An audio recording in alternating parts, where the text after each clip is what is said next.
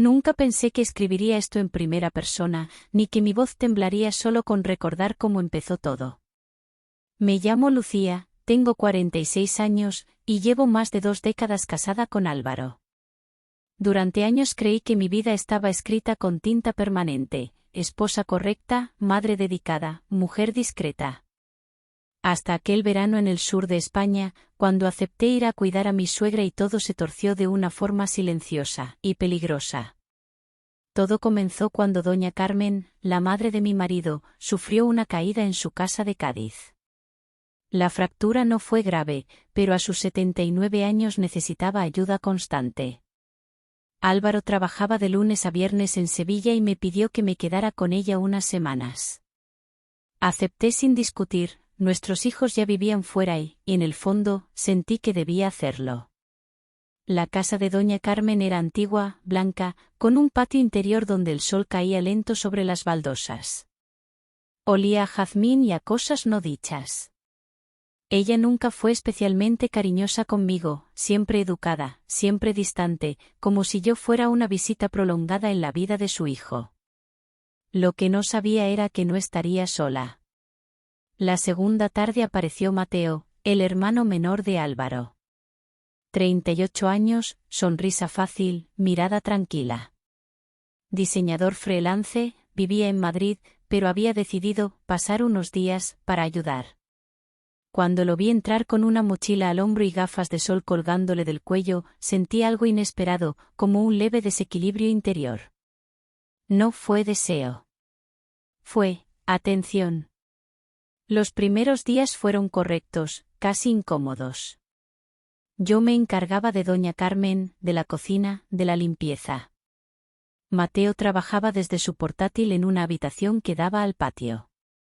Apenas hablábamos, salvo lo necesario. Pero por las noches, cuando el calor no dejaba dormir y la casa parecía suspirar, todo cambiaba. Una noche bajé a la cocina con un vestido ligero de algodón, descalza. Él estaba allí, sentado a la mesa, con una cerveza fría entre las manos. La luz amarilla dibujaba sombras suaves en su rostro. No quería molestarte, dije. No molestas, respondió. Quédate un momento. Me senté. Acepté una cerveza. Hablamos. Mucho. Demasiado. De su soledad en Madrid, de mi matrimonio silencioso, de cómo una mujer puede sentirse invisible incluso rodeada de familia. No sé en qué instante exacto bajé la guardia, pero cuando subí a mi habitación, algo dentro de mí ya no dormía. A partir de entonces, compartimos desayunos tempranos, risas discretas mientras tendíamos la ropa, silencios cargados de significado. Empecé a cuidarme más. Sandalias nuevas, vestidos que marcaban suavemente la cintura, un perfume que hacía años no usaba. Me decía que era por mí. No era del todo verdad. Una tarde, mientras doblábamos sábanas en el salón, nuestras manos se rozaron. Nada más. Pero el aire se tensó. Sentí un escalofrío lento, íntimo, como una caricia que no había ocurrido. Nos miramos apenas un segundo. Bastó. Esa noche me duché más despacio. El agua caliente resbalaba por mi piel y cerré los ojos, culpable, despierta, viva. Sabía que estaba cruzando una línea invisible. Y aún así, no me detuve. El viernes, Álvaro llamó para decir que no vendría el fin de semana. Trabajo urgente. Colgué el teléfono con una mezcla de alivio y miedo. Cuando bajé a la cocina, Mateo ya estaba allí. 2 copas. Vino tinto. Silencio. Lucía, dijo, tenemos que hablar. Y en su voz supe que nada volvería a ser igual. El silencio que siguió a aquellas palabras de Mateo fue espeso, casi tangible. La cocina estaba en penumbra, apenas iluminada por la luz que entraba desde el patio. Yo llevaba un vestido azul marino, sencillo, de tirantes finos, que rozaba mis rodillas cuando me movía. Me sentía demasiado visible, y al mismo tiempo, extrañamente segura. No quiero asustarte, dijo al fin, pero fingir que no pasa nada me está desgastando. Apoyé las manos en la encimera fría. Mi corazón latía con un ritmo que no reconocía como propio. No lo miré de inmediato, tenía miedo de que, si lo hacía, ya no podría volver atrás. Mateo, susurré. Esto no está bien. Lo sé, respondió sin discutir. Pero también sé que no es mentira. Alcé la vista. Sus ojos no pedían nada. Esperaban. Eso fue lo más peligroso. Los días siguientes se convirtieron en un juego silencioso. Evitábamos quedarnos a solas demasiado tiempo, pero el destino parecía empeñado en lo contrario. Doña Carmen dormía largas siestas, la casa respiraba calma. En esos huecos, la tensión crecía. Una mañana fuimos al mercado del barrio. Caminábamos uno al lado del otro por las calles estrechas de Cádiz, entre voces, pescado fresco y olor a sal. Yo llevaba sandalias de cuero, un vestido claro que se movía con el viento, y un bolso pequeño colgado del hombro. Sentía su presencia demasiado cerca, como si cada paso estuviera calculado. En un puesto, al pagar, nuestras manos se tocaron de nuevo. Esta vez no fue un accidente. Fue breve, casi educado, pero intencionado. Nadie más lo notó. Yo sí. Por la noche, Álvaro llamó otra vez. Su voz sonaba cansada, lejana. Me preguntó por su madre, por cosas prácticas. No por mí. Colgué sintiendo una punzada de culpa que no logró apagar lo que ardía por dentro. Esa misma noche, Mateo y yo coincidimos en el salón. Yo llevaba un camisón largo, de tela suave, que dejaba mis hombros descubiertos. Él estaba descalzo, con una camiseta clara. Nos sentamos en extremos opuestos del sofá. La distancia era mínima, pero suficiente para torturarnos. Lucía, dijo despacio, dime que no sientes nada y me iré mañana. Tragué saliva. No respondí. El silencio fue mi respuesta. Se acercó un poco más. No me tocó. No hacía falta. Sentí el calor de su cuerpo, su respiración tranquila, controlada. Cerré los ojos un segundo. Solo uno. No deberíamos, murmuré. Entonces dime que pare, pidió. No lo hice. Su mano rozó la mía, apenas. Como una pregunta. Mis dedos reaccionaron solos, cerrándose con suavidad. Fue un gesto mínimo, íntimo, que me recorrió entera. No hubo besos. No hubo nada que pudiera nombrarse como pecado, y, sin embargo, lo fue todo. Cuando me levanté para irme a mi habitación, mis piernas temblaban. Esa noche no dormí. Pensé en mi reflejo en el espejo, en la mujer que había sido durante años y en la que estaba empezando a despertar. Pensé en lo fácil que sería cruzar la línea. Pensé en lo imposible que sería volver atrás si lo hacía. A la mañana siguiente, encontré una nota junto a mi taza de café. Hoy me voy a Sevilla por trabajo. Vuelvo en 2 días. La leí 3 veces. No supe si sentir alivio o vacío. Pero en el fondo, muy en el fondo, supe algo con absoluta certeza. Esto aún no había terminado. Los 2 días sin Mateo se me hicieron eternos. La casa parecía más grande, más vacía. Doña Carmen dormía casi todo el tiempo, y yo me movía por las habitaciones como un fantasma bien vestido, cumpliendo rutinas que ya no lograban distraerme. Me sorprendí varias veces mirando el patio, esperando ver su silueta apoyada en la barandilla, como si nunca se hubiera ido. Álvaro llamó una noche. Hablamos 5 minutos. Me contó de reuniones, de prisas, de cansancio. Yo asentía en silencio. Colgué con la sensación de estar interpretando un papel aprendido, mientras algo dentro de mí pedía otra vida. La segunda noche me arreglé más de lo necesario para quedarme en casa, un vestido ligero color marfil, sandalias con una pequeña cuña, el cabello suelto. No iba a ver a nadie. Lo sabía. Aún así, me miré al espejo y reconocí en mis ojos a una mujer distinta. Cuando Mateo regresó, lo supe antes de verlo. La casa cambió de pulso. Entró al atardecer, con la piel dorada por el sol y una camisa clara arremangada. Nuestros ojos se encontraron en el pasillo. Ninguno sonrió. No hizo falta. Hola, Lucía, dijo en voz baja. Hola, respondí, y sentí como ese saludo sencillo se me quedaba en la piel. Esa noche no hablamos de lo ocurrido. Hablamos de cosas pequeñas, de una película antigua que daban en la tele, del calor, del estado de doña Carmen. Pero cada frase llevaba algo escondido. Cada silencio era una confesión no dicha. Más tarde, mientras fregábamos los platos juntos, el espacio se volvió estrecho. Yo llevaba un delantal ligero sobre el vestido, él se colocó detrás para alcanzar un vaso. Su brazo rozó mi espalda.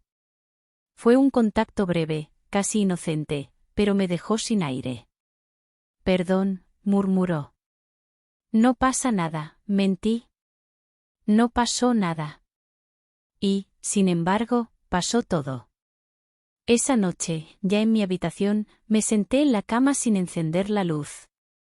Pensé en límites, en promesas, en nombres que pesaban. Pensé también en mi piel recordando un roce que no debía importar tanto, y que lo había sido todo. Al día siguiente, Álvaro anunció que vendría el fin de semana. La noticia cayó como una piedra en el agua. Mateo y yo nos miramos en la cocina. Por primera vez, miedo puro. Tenemos que ser cuidadosos, dije. Lo sé, respondió. Pero no voy a fingir que no existes. El viernes por la tarde, antes de que Álvaro llegara, Mateo me pidió hablar. Subimos al patio, donde nadie podía oírnos. El aire estaba caliente, denso. Yo llevaba un vestido verde, suave, que se movía con cada respiración. Lucía, dijo, no te voy a tocar si no quieres. Pero necesito saber si esto, si yo, significo algo para ti. Lo miré. No como cuñada. No como mujer casada. Lo miré como mujer viva. Significas, contesté. Y eso es lo que me da más miedo. No hubo besos. No hubo caricias indebidas. Solo un abrazo breve, contenido, en el que ambos respiramos hondo, como si nos despidiéramos de algo, o preparáramos el salto. Esa noche, Álvaro llegó. Cenamos los tres. Las risas fueron forzadas, los silencios incómodos. Yo sentía el peso de dos miradas sobre mí, cada una reclamándome de una forma distinta. Me acosté tarde, agotada. Antes de dormir, escuché pasos en el pasillo. Mi corazón se detuvo. La puerta no se abrió. Solo una pausa. Luego, nada. Supe entonces que la verdadera tensión no estaba en lo que hacíamos, sino en lo que deseábamos sin atrevernos aún. Y supe también que ese frágil equilibrio estaba a punto de romperse. El fin de semana avanzó como una obra mal ensayada. Álvaro estaba en casa, ocupando espacios que durante semanas habían sido silencios. Hablaba, preguntaba, se sentaba en el salón con el mando en la mano. Yo asentía, sonreía cuando tocaba, cumplía mi papel con una precisión casi mecánica. Por dentro, cada gesto me pesaba. Mateo se volvió discreto, casi invisible. Apenas cruzábamos miradas. Pero cuando lo hacíamos, el mundo se estrechaba. Bastaba un segundo para que el pulso se acelerara. Bastaba recordar aquel abrazo contenido en el patio. La noche del sábado, el calor no cedía.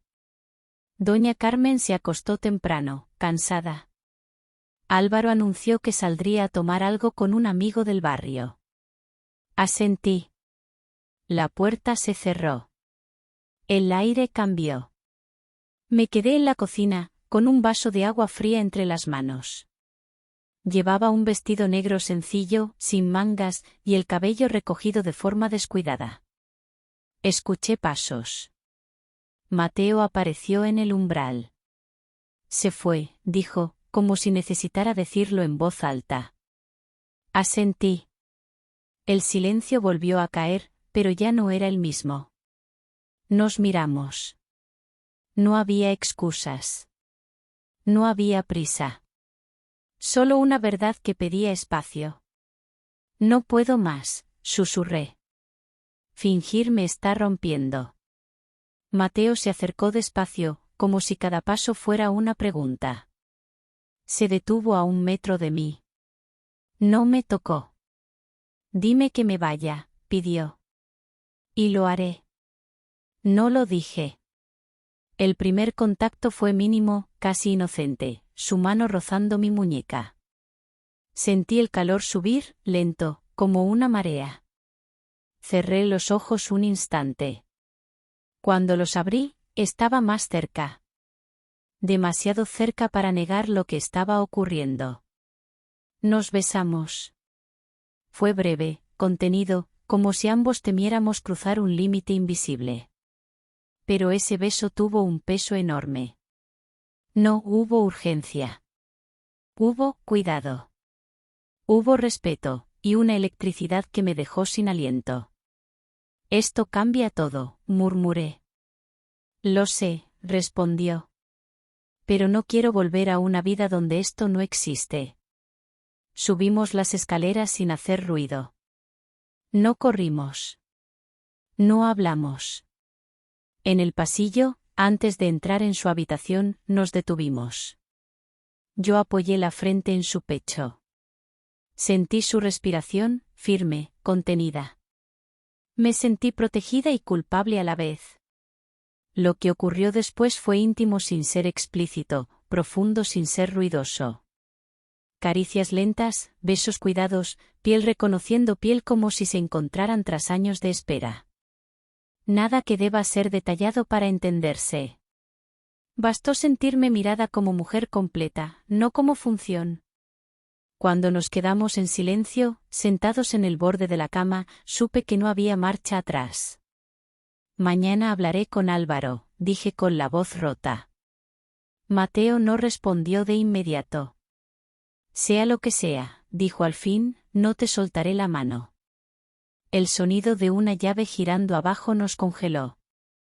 Nos miramos. El tiempo se detuvo. Álvaro había vuelto antes de lo esperado. El sonido de la llave girando abajo fue como un golpe seco en el pecho. Mateo y yo nos miramos sin decir palabra. No hubo tiempo para el pánico, solo para la verdad. Me aparté despacio, me arreglé el vestido con manos temblorosas y salí de la habitación antes de que nadie pudiera imaginar nada. En el salón, Álvaro estaba de pie, con el ceño fruncido. ¿No dormías?, preguntó. No, respondí. El calor. Mentí sin esfuerzo. O quizá ya estaba cansada de distinguir entre verdad y costumbre. Esa noche dormimos espalda con espalda. Su respiración me resultó extraña, lejana. Yo miraba el techo, contando grietas invisibles, mientras mi cuerpo recordaba un contacto reciente que no debía existir, y que ya era imposible borrar. A la mañana siguiente, desayunamos los tres. Doña Carmen hablaba de trivialidades. Mateo evitaba mirarme. Álvaro revisaba el móvil. Una familia perfecta vista desde fuera. Una mentira perfecta por dentro. Después del desayuno, pedí hablar con Álvaro a solas. Salimos al patio. El sol caía fuerte sobre las baldosas blancas. El mismo patio donde semanas atrás todo había empezado a cambiar. Necesito decirte algo, dije. Me escuchó. En silencio. Sin interrumpir. Cuando terminé, no gritó. No lloró. Solo me miró como si estuviera viendo a una desconocida. ¿Desde cuándo? Preguntó. Desde que dejé de sentirme invisible, respondí. No hubo escena. No hubo escándalo. Solo una decisión inevitable. Álvaro se fue esa misma tarde, sin maletas grandes, sin despedidas largas. Antes de irse, me dijo algo que aún me persigue. No sé si te perdonaré, pero ahora entiendo que ya no eras mía. Los días siguientes fueron una tormenta silenciosa. Llamadas, reproches, miradas cargadas de juicio. Doña Carmen dejó de hablarme. Mateo y yo caminábamos con cuidado, como si el suelo pudiera romperse bajo nuestros pies. Una noche, sentados en el borde del mar de Cádiz, Mateo tomó mi mano. No sé qué pasará mañana, dijo. Pero hoy quiero estar aquí. Contigo. Lo miré. No como salvación. No como escape. Como elección. Yo también, respondí. Semanas después, dejé la casa. Dejé la vida que había vivido durante más de 20 años. No fue fácil. Perdí cosas. Personas. Versiones de mí misma. Pero gané algo que no sabía que necesitaba, mi propia voz. Ahora vivo en un piso pequeño, cerca del mar. Mateo viene a veces. No siempre. Nada es simple. Nada está garantizado. Pero cuando nos miramos, no hay mentira. A veces me pregunto si todo fue un error. Otras veces, cuando el viento entra por la ventana y siento que respiro sin pedir permiso, sé que no. Antes de cerrar esta historia, diré solo una cosa. Hay decisiones que no se entienden desde fuera. Y hay puertas que, una vez abiertas, no pueden volver a cerrarse. Pero hay otra puerta. Una que aún no sé si me atreveré a cruzar.